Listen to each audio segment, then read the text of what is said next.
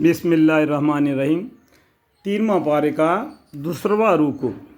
ईमान वालो खर्चा करो उन चीज़ों में से जो हमने तुमको दी है।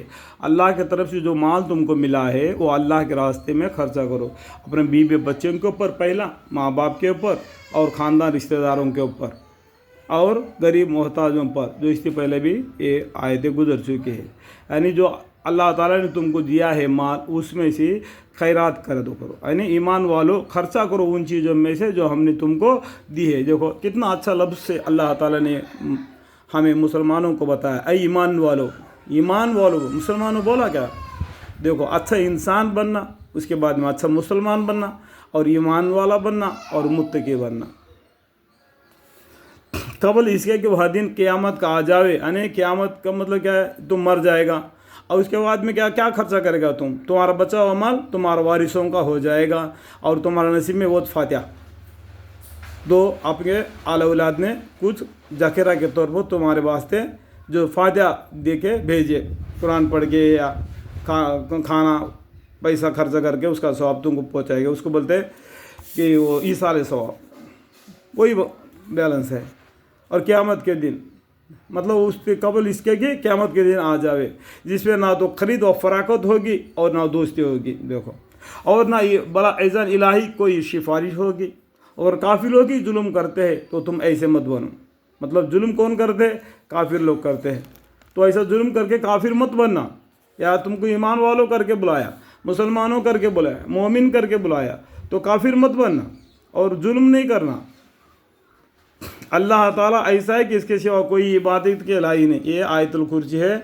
हमेशा सुबह शाम, सोते वक्त, उठते वक्त, चलते वक्त, बैठते वक्त, हर नमाज के बाद में ये आयत को पढ़ना ज़रूरी है। इसका बहुत फ़ायदा है। अल्लाह ताला ऐसा है कि इसके सिवा कोई इबादत के काबिल नहीं, जिंदा है, संभालने वाला है। यानी अल्लाह ही एक है, उसकी ही इबादत करना। और वो हमेशा जिंदा रहता है। वो दुनिया पूरा आसमान ज़मीन और पानी के अंदर में जितने मखलूक़ात है सबको रोज़ी पोता है, सबको संभाल लेता है। तमाम आलम का ना उसको ऊन को दबा सकती है और नींद। ये ममलूक है, सब जो कुछ आसमानों में है और जो कुछ ज़मीन है, ये सब कुछ अल्लाह के ममलूक है। अल्लाह किसा का ममलूक नहीं, यानी अल्लाह के ममलूक है। अल्लाह को कोई बीबी नहीं। इसका पीछे का मानी दबाव क्या है? अल्लाह को बीबी नहीं, वो अकेला है। ऐसा कौन शख्स है जो इसके पास किसी की सिफारिश कर सके बगैर उसके इजाज़त के? कोई किसी का दुनिया में कोई एक दूसरे को सिफारिश कर सकता है और कुछ भला मुसीबत में छुड़ा सकता है, लेकिन कल क़यामत के दिन कोई किसी का सिफारिश नहीं करेगा जब तक अल्लाह की तरफ से इजाज़त ना आए। वह जानता है उनके तमाम हाजिर व गायब हालत को, मतलब सब कुछ जानता है। इंसान को उसके गुनाहों को मतलब अल्लाह को कोई पूछने की ज़रूरत नहीं पड़ती। अल्लाह जानने वाला बारिक बिन बाखबर है और वो मौजूदात ही इसके मालूमात में से किसी चीज़ को अपने आहत इल्म में नहीं ला सकते, मगर जिस कदर इल्म देना वही चाहिए। अल्लाह जितना इल्म देता है उतना दिला हमको दिया है। अल्लाह के पास बहुत से इल्म है।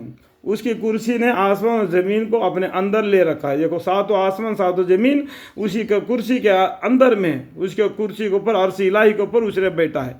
इसके अंदर सब वो 4 पैरों के अंदर आए हुए। देखो, इससे मालूम होता है कि अल्लाह कितना बड़ा है। इन्नल्लाह अला कुल्लि शैइन क़दीर, अल्लाह के शान में ये आयतें बोलते हैं। और अल्लाह को उनके दोनों हिफाजत को